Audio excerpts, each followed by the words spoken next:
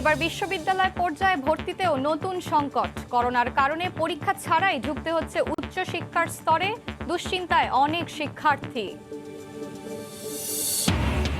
মানহানিকর বক্তব্য দেয় সাঈদ খোকনের বিরুদ্ধে মামলা করার হুঁশিয়ারি দক্ষিণের মেয়র তাপসের। বললেন, যারা অবৈধ লেনদেনে জড়িত তারাই দুর্নীতির অভিযোগ তোলে।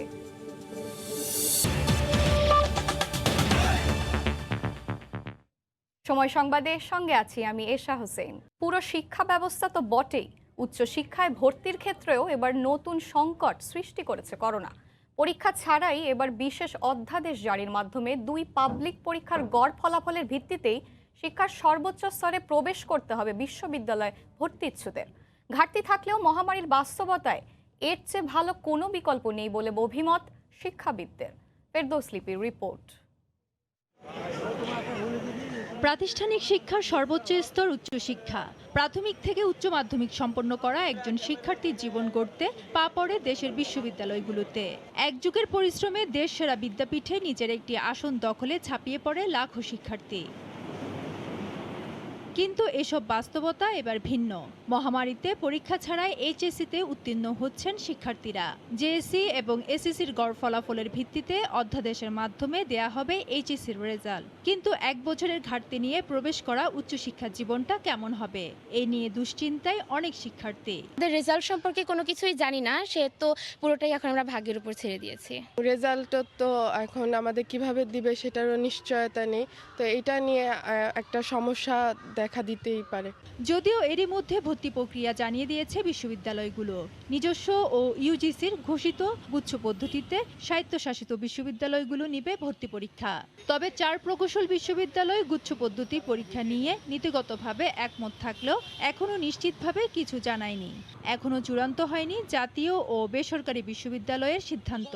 আর মেডিকেলের ভর্তি পরীক্ষা নেওয়ার জন্য মন্ত্রণালয়ে পাঠানো হয়েছে প্রস্তাব। উচ্চ মাধ্যমিক পরীক্ষা না দিয়েই যারা এখন বিশ্ববিদ্যালয় পর্যায়ে ভর্তির সুযোগ পাচ্ছে, তারা কিন্তু বিশ্ববিদ্যালয় পর্যায়ে পড়াশোনার জন্য এখনও যথেষ্ট তৈরি নয়। এর ফলে যেন শিক্ষা ব্যবস্থায় দীর্ঘমেয়াদীভাবে কোনো ক্ষতিকর প্রভাব না পড়ে, সেজন্য এখন যাচাই বাছাই করে তাদেরকে ভর্তি করার বিষয়টা খুব জরুরি। শিক্ষাবিদরা বলছেন, মহামারী অস্বীকার করার কোনো উপায় নেই, তবে উচ্চশিক্ষায় যোগ্যতার ক্ষেত্রে ভবিষ্যতে যাতে কোনো ঘাটতি না থাকে সেজন্য বিশ্ববিদ্যালয়গুলোকে নিতে হবে পাঠদানের বিশেষ ব্যবস্থা। বিশ্ববিদ্যালয় থেকে সে যখন সম্মান এবং স্নাতকোত্তর ডিগ্রি নিয়ে বেরিয়ে যাবে, তখন কোনোভাবেই যেন এটি আমরা বলতে না পারি যে তার এইচএসসি পরীক্ষায় যেহেতু ঘাটতি ছিল, এই ঘাটতি নিয়েই সে বেরিয়ে গেছে। ইউজিসির তথ্য মতে দেশের 37টি বিশ্ববিদ্যালয়ে প্রতি বছর ভর্তি হয় 50,000-এর মতো শিক্ষার্থী, আর 91টি বেসরকারি বিশ্ববিদ্যালয়ে ভর্তি হয় প্রায় 3.5 লাখ শিক্ষার্থী। ফেরদৌস লিপি, সময় সংবাদ, ঢাকা। প্রধানমন্ত্রী শেখ হাসিনার সভাপতিত্বে শুরু হয়েছে মন্ত্রিসভার নিয়মিত বৈঠক। সকালে সচিবালয়ে এই বৈঠক শুরু হয়।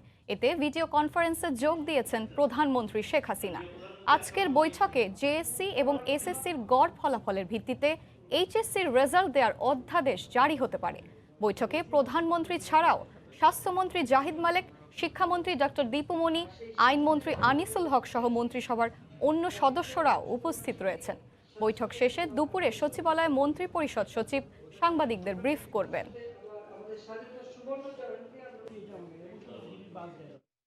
মানহানিকর বক্তব্য দেয়ায় সাবেক মেয়র সাঈদ খোকনের বিরুদ্ধে আইনি ব্যবস্থা নেওয়ার হুঁশিয়ারি দিয়েছেন মেয়র শেখ ফজলে নূর তাপস। রাজধানী কমলাপুর, টিটিপাড়া, সায়েদাবাগ ও গোপীবাগ সহ বিভিন্ন এলাকার বক্স কালভার্টের ময়লা ও বর্জ্য অপসারণ কাজ পরিদর্শন শেষে সাংবাদিকদের প্রশ্নের জবাবে তিনি কথা বলেন। দুর্নীতির বিরুদ্ধে সিটি কর্পোরেশনের চলমান অভিযান অব্যাহত থাকবে জানিয়ে মেয়র বলেন, বিভিন্নভাবে যারা টাকা লেনদেন করেছেন তারাই দুর্নীতির অভিযোগ করেছেন। সাবেক মেয়রের এমন 20 টাকার ব্যক্তিগত আক্রমণ। দীর্ঘদিন ধরে বক্স কালভার্টের ময়লা আবর্জনা পরিষ্কার কাজ বন্ধ ছিল এমন অভিযোগ করে তিনি আরও বলেন, ওয়াসার কাছ থেকে যেসব যন্ত্রপাতি তারা বুঝে পেয়েছেন সেগুলোর বেশিরভাগই অচল। আসন্ন বর্ষা মৌসুমের আগেই নগরবাসী সুফল পাবেন বলেও আশা প্রকাশ করেন তিনি। গতকাল ছিল 10ই জানুয়ারি, জাতির পিতার স্বদেশ প্রত্যাবর্তন দিবস। এর আগেই 9 তারিখে আমরা লক্ষ্য করলাম যে তিনি ঘটা করে একটি সভা ডেকে আমার বিরুদ্ধে বিষোদ্গার তিনি করলেন আর কি। তো এটা আসলে আমার মনে হয় যে ব্যক্তিগত ওনার আক্রোশের একটি বহিঃপ্রকাশ, সেটা আমি মনে করি খুবই অনভিপ্রেত। আমি অবাক হয়েছি তার বক্তব্য শুনে যে নিজেকে চিমেপটি দুর্নীতিবাজ হিসেবে নিজে স্বীকার করেছেন আর আমার বিরুদ্ধে অভিযোগ করেছেন। সুতরাং আমার বিরুদ্ধে অভিযোগের প্রেক্ষিতে অবশ্যই এটা মানহানিকর হয়েছে এবং আমি এটার ব্যাপারে ব্যবস্থা অবশ্যই নিতে পারি। গোপালগঞ্জের কোটালীপাড়ায় সমাবেশ স্থলে ৭৬ কেজি ওজনের বোমা পুঁতে রেখে প্রধানমন্ত্রী শেখ হাসিনাকে হত্যা চেষ্টা মামলায় মৃত্যুদণ্ডপ্রাপ্ত ১০ জঙ্গির ডেথ রেফারেন্স এবং বাকি ৪ আসামির আপিলের শুনানি চলছে হাইকোর্টে। ঘটনায় ২০ বছর পার হলেও উচ্চ আদালতে বিচার কাজ শেষ না হওয়ার সাজা কার্যকর করা যাচ্ছে না ১০ জঙ্গি সহ ১৪ আসামির। সোমবার দীর্ঘ বিরতির পর বিচারপতি জাহাঙ্গীর হোসেন সেলিম ও বিচারপতি মোহাম্মদ বদরুজ্জামানের নেতৃত্বাধীনে ভার্চুয়াল হাইকোর্ট বেঞ্চে শুনানি শুরু হয়। শুনানিতে রাষ্ট্রপক্ষ থেকে প্রধানমন্ত্রী শেখ হাসিনাকে বোমা বিস্ফোরণ ঘটিয়ে হত্যার জঘন্যতম পরিকল্পনাকারী ও ১০ জঙ্গির মৃত্যুদণ্ড এবং বাকি আসামিদের সাজা বহাল রাখার পক্ষে শুনানি করেন। হামলার ১৭ বছর পর ২০১৭ সালের ২০ আগস্ট ঢাকার দ্রুত বিচার ট্রাইব্যুনাল ২ প্রধানমন্ত্রীকে বোমা দিয়ে হত্যা চেষ্টার অপরাধে ১০ জঙ্গি সর্বোচ্চ শাস্তি মৃত্যুদণ্ড দেন, যাদের প্রত্যেককে গুলি করে মৃত্যুদণ্ড কার্যকর করার আদেশ দেন। এছাড়াও ৪ আসামিকে যাবজ্জীবন সহ বিভিন্ন মেয়াদে কারাদণ্ড দেওয়া হয়। ২০০০ সালের ২০ জুলাই কোটালীপাড়ায় তৎকালীন প্রধানমন্ত্রী শেখ হাসিনাকে হত্যার উদ্দেশ্যে সমাবেশস্থলের পাশে ৭৬ কেজি ওজনের বোমা পুঁতে রাখা হয়। করোনার নতুন সংক্রমণের মধ্যেই লন্ডন থেকে ৬০ জন যাত্রী নিয়ে দেশে ফিরেছে একটি বিমান। এই মুহূর্তে সিলেটের ওসমানী আন্তর্জাতিক বিমানবন্দরে আছেন রিপোর্টার ইকরামুল কবির। সরাসরি চলে যাচ্ছি তার কাছে। ইকরাম, ধন্যবাদ এশা। এখন থেকে আধা ঘন্টা আগে প্রায় 12:30টার দিকে লন্ডন থেকে সরাসরি যে ফ্লাইট BG202 ফ্লাইটটি সিলেট ওসমানী আন্তর্জাতিক বিমানবন্দরে অবতরণ করেছেন। ৬০ জন যাত্রী নিয়ে অবতরণ করেছে এবং এই ৬০ জনের মধ্যে সিলেট ওসমানী আন্তর্জাতিক বিমানবন্দরে ৪৩ জন যাত্রী নেমে গিয়েছে এবং বাকি যে ১৭ জন যাত্রীকে নিয়ে কিছু সময়ের মধ্যে ঢাকার উদ্দেশ্যে ছেড়ে যাবে এই বিমানটি। এবং বলে রাখা প্রয়োজন যে গত যে ২ দিনে যে যাত্রীরা ছিলেন, যেভাবে প্রাতিষ্ঠানিক কোয়ারেন্টাইনে নেওয়া হয়েছিল, আজকেও তাদেরকে সেইভাবে নেওয়া হবে। ইতিমধ্যে আপনারা দেখতে পাচ্ছেন BRTC বাস প্রস্তুত রয়েছে। যারা তাদের আত্মীয় স্বজন আছেন, যাত্রীদের আত্মীয় স্বজন, তারা শুধুমাত্র এই সীমানা প্রাচীরের ওপাশ থেকে দাঁড়িয়ে শুধুমাত্র তাদেরকে দেখা ছাড়া আর কিছুই তাদের করার থাকে না। শুধুমাত্র হাত নেড়ে তাদেরকে অভিবাদন জানায় বা তাদেরকে আহ্বান জানায়, এই ছাড়া আর কোনো কিছু করার নাই। এই যে যাত্রীরা নেমেছে তাদেরকে এখন স্বাস্থ্য পরীক্ষা চলছে। তারা যে নেগেটিভ সার্টিফিকেট নিয়ে এসছে হিথ্রো বিমানবন্দর থেকে, সেই হিথ্রো বিমানবন্দরে একটি জমা দিয়েছে, আরেকটি জমা দিচ্ছে ওসমানী বিমানবন্দরে যে সিলেটের ৪৩ জন যাত্রী। এবং তারপরে যে স্বাস্থ্য বিভাগের যে হেলথ ডেস্ক রয়েছে, সেখানে জ্বর সহ অন্যান্য আনুষ্ঠানিক পরীক্ষা শেষে তাদেরকে BRTC বাসে তোলা হবে এবং BRTC বাসে তাদেরকে বিনামূল্যে পরিবহন করবে এবং তাদেরকে বিভিন্ন হোটেলে নিয়ে যাওয়া হবে। হোটেলে থাকা এবং খাওয়া দুটোই এই যাত্রীরা নিজ খরচে করে থাকবে। এবং একটি মাত্র আছে BRDTI, বাংলাদেশ পল্লী উন্নয়ন প্রশিক্ষণ কেন্দ্র, যেটা ইনস্টিটিউট, যেটা সেখানে সেনাবাহিনীর তত্ত্বাবধানে সেখানে রাখা হয়ে থাকে এবং কেউ যদি নিজের ইচ্ছায় সেখানে থাকতে চায়, বিনা খরচে থাকতে চায়, সেখানে থাকতে হবে। তবে সেখানে খাবারের পয়সাটি নিজে বহন করতে হবে এবং অন্যান্য হোটেলে যে থাকতে হলে হোটেলে থাকা এবং খাওয়া দুটোই নিজেকে গ্রহণ করতে হবে। ইতিমধ্যে যে এই ওসমানী আন্তর্জাতিক বিমানবন্দরের প্রধান নিরাপত্তা কর্মকর্তা নজরুল ইসলাম আমাকে জানিয়েছেন যে গতদিন যেভাবে তাদেরকে বাসে তোলা হয়েছিল এবং তাদেরকে প্রাতিষ্ঠানিক কোয়ারেন্টাইনে নেওয়া হয়েছিল, আজকে একইভাবে তাদেরকে প্রাতিষ্ঠানিক কোয়ারেন্টাইনে নেওয়া হবে। এখানে সেনাবাহিনী রয়েছে ভিতরে, তারা সেনাবাহিনী সেখান থেকে এই বাস তোলা পর্যন্ত তারা সহযোগিতা করবে এবং বাসে তোলার সময় সেনাবাহিনীর আমরা গতদিনে দেখেছি বেষ্টনী দিয়ে তাদেরকে বাসে তুলে নিয়েছে। এবং 3টি বাস, BRTC 3টি বাস, 2টি AC বাস এবং একটি দোতলা বাস এখানে অবস্থান করছে যাত্রীদের হোটেলগুলোতে নিয়ে যাওয়া পর্যন্ত। এ ছিল ওসমানী আন্তর্জাতিক বিমানবন্দরে যে ৪৩ জন যাত্রী লন্ডন থেকে সরাসরি এসে নেমেছে, তাদের আনুষ্ঠানিকতা সহ তাদের প্রাতিষ্ঠানিক কোয়ারেন্টাইনে নেওয়া পর্যন্ত সর্বশেষ খবর। করোনার নতুন সংক্রমণের মধ্যে লন্ডন থেকে সিলেটে যাত্রীবাহী বিমান অবতরণের সবশেষ খবর জানাচ্ছিলেন সহকর্মী ইকরামুল কবির। উত্তরের জনপথে প্রথমবারের মতো চরাঞ্চলে পৌঁছে যাচ্ছে বিদ্যুতের আলো। দুর্গম চর আলোকিত করতে নদ নদীর তলদেশ দিয়ে টানা হয়েছে সাবমেরিন কেবল। শত বছরের দুঃখ মুছে ফেলে এবার বিদ্যুৎ নিয়ে কৃষি আর জীবনমানে আমূল পরিবর্তনের স্বপ্ন দেখছেন চরাঞ্চলের মানুষ। আতাল হক সাগরের ক্যামেরায় হেদায়েতুল ইসলাম বাবুর রিপোর্ট। বিশালাকার প্রস্থের ব্রহ্মপুত্র নদ, কোথাও ক্যানেল, আবার কোথাও কোথাও জেগে উঠেছে বালুচর। দুর্গম বালুচরে বিদ্যুৎ পৌঁছাতে ইতোমধ্যে নদের তলদেশ দিয়ে সাবমেরিন কেবল টানার কাজ প্রায় শেষ। ফুলছড়ি উপজেলার বাজে ফুলছড়ি ও গলনারচরে চলছে বিদ্যুৎ উপকেন্দ্র স্থাপনের কাজ। বেশ কয়েকটি চরাঞ্চলে বিদ্যুতের খুঁটি ও তার টানার কাজও প্রায় শেষের দিকে। আনুষঙ্গিক সব কাজ দ্রুত গতিতে শেষ হলেও সংশ্লিষ্টরা বলছেন বালুচরে বিদ্যুৎ সরবরাহের এই প্রকল্পে ভারী যন্ত্রপাতি পরিবহনে বাধা ব্রহ্মপুত্র নদে নাব্য সংকট। অলরেডি খুঁটি বসানো শেষ, এখন তার বা অন্যান্য সামগ্রী দেওয়ার পরই অনেকটা এগিয়ে যাবো আর কি।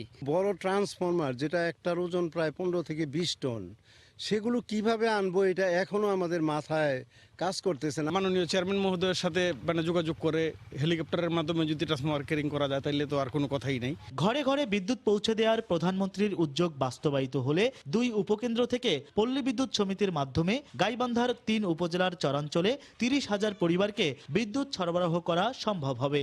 আবাদ বসত ভালো করে করতে পারবো, ছেলে মেয়ে মানুষ করতে পারবো, যে কোনো কারখানা হইতে পারে। কারেন্টটা দিলে আসে তাহলে আর কি অল্প খরচে আর কি আমরা শেষ করা হবো। আগামী মার্চের মধ্যে চরের ঘরে ঘরে বিদ্যুতের আলো জ্বলে উঠবে এমন প্রত্যাশা পল্লী বিদ্যুতের কর্মকর্তাদের। আর উপজেলা নির্বাহী কর্মকর্তা জানালেন, বিদ্যুৎ পৌঁছালে অনেকাংশে ঘুচবে চর সমতলের বৈষম্য। আমরা আশা রাখি যে মার্চের মধ্যে আমরা বিদ্যুৎ সংযোগ দিতে পারবো। জীবনযাত্রার মান বাড়বে, শিক্ষার মান বাড়বে। এশীয় উন্নয়ন ব্যাংকের অর্থায়নে ও ডিস্ট্রিবিউশন নেটওয়ার্ক এক্সপানশন ডিএনই নামের এই বিদ্যুৎ প্রকল্পে ব্যয় ধরা হয়েছে প্রায় 120 কোটি টাকা। প্রকল্পের প্রায় 60% কাজ ইতোমধ্যে শেষ হয়েছে। হেদায়েতুল ইসলাম বাবু, সময় সংবাদ, গাইবান্ধা। কক্সবাজারের রামুতে অবৈধভাবে নির্মিত ইট ভাটা উচ্ছেদে পরিবেশ অধিদপ্তরের অভিযান চলছে। এই মুহূর্তে সেখানে আছেন রিপোর্টার সুজাউদ্দিন রুবেল। সরাসরি চলে যাচ্ছি তার কাছে। রুবেল, কক্সবাজারের রামুতে অবৈধ যে ইটভাটা গড়ে উঠেছে সেটির আসলে যে অভিযান পরিবেশ অধিদপ্তর সেটি পরিচালনা করছে। আর সকাল থেকে কিন্তু এই অভিযান শুরু হয়েছে। কক্সবাজারে মোট 105টি ইটভাটা রয়েছে, তার মধ্যে 62টি ইটভাটা কিন্তু অবৈধ বলে আমাদেরকে জানিয়েছে পরিবেশ অধিদপ্তর। তো আজকে এই যে পরিবেশ অধিদপ্তর কঠোর হওয়ার জন্য বিশেষ করে তারা রামুতে ইটভাটা যেখানে রয়েছে সেখানে এসেছেন। এই ইটভাটা সকাল থেকে কিন্তু যে আমরা রামুর ব্রিক্স নামে যে ইটভাটাটি রয়েছে সেখানে অভিযান চালানো হচ্ছে। অভিযানে পরিবেশ অধিদপ্তরের পাশাপাশি ফায়ার সার্ভিস, র্যাব, পুলিশ সদস্যরা কিন্তু তাদেরকে সহায়তা করছেন। এখানে ঢাকার যে পরিবেশ অধিদপ্তরের ম্যাজিস্ট্রেট রয়েছেন সাইদুর রহমান সবুজ, তার নেতৃত্বে কিন্তু অভিযানটি পরিচালিত হচ্ছে। আপনারা দেখতে পাচ্ছেন পরিবেশ অধিদপ্তরের যে এক্সকাভেটরটি রয়েছে সেটির মাধ্যমে কিন্তু এই যে চুল্লি 120 সনাতন পদ্ধতির যে একটি চুল্লি রয়েছে সেই চুল্লিটি কিন্তু এখন গুড়িয়ে দেওয়ার চেষ্টা করছে। আমরা সকাল থেকে দেখেছি তারা আসলে কর্মতৎপরতা অনেকটা বৃদ্ধি করেছে। এখন যে চুল্লির যে মূল অংশ সেই মূল অংশটিতে কিন্তু এক্সকাভেটর দিয়ে সেটি গুড়িয়ে দেওয়ার চেষ্টা করা হচ্ছে। তবে আমরা জানতে পেরেছি এটা আরও প্রায় ঘণ্টাখানেক লাগবে। ঘণ্টাখানেকের মধ্যে এই পুরো ইটভাটাটি গুড়িয়ে দেওয়া হবে বলে পরিবেশ অধিদপ্তর থেকে জানানো হয়েছে।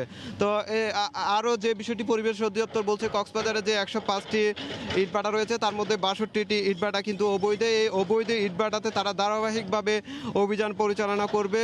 তারা বলছে যে 2016 সালের পর থেকে কিন্তু 120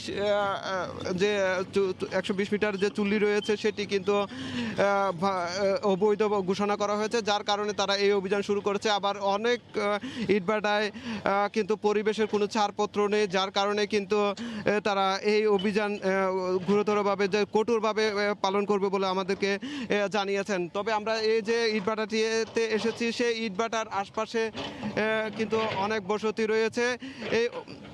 এখানকার বসতি যারা আছে তারা স্থানীয়রা অভিযোগ করেছেন এখানে এই ইটভাটার কারণে তাদের চরম দুর্ভোগ পোহাতে হয়। প্রতিদিন যে ইট নিয়ে গাড়ি যাতায়াত করছে এই যাওয়ার সাথে সাথে ধুলিবালির কারণে তাদের গাছপালা নষ্ট হয়ে যাচ্ছে, কোনো ফলাদি হচ্ছে না এবং তাদের অনেকেই মাঝে মধ্যে অসুস্থ হয়ে পড়ে বলে স্থানীয়রা অভিযোগ করেছেন। তো এই অভিযান আজকে থেকে শুরু হয়েছে, এটি আরও বেশ কয়েকদিন চলবে বলে আমাদেরকে পরিবেশ অধিদপ্তর নিশ্চিত করেছে।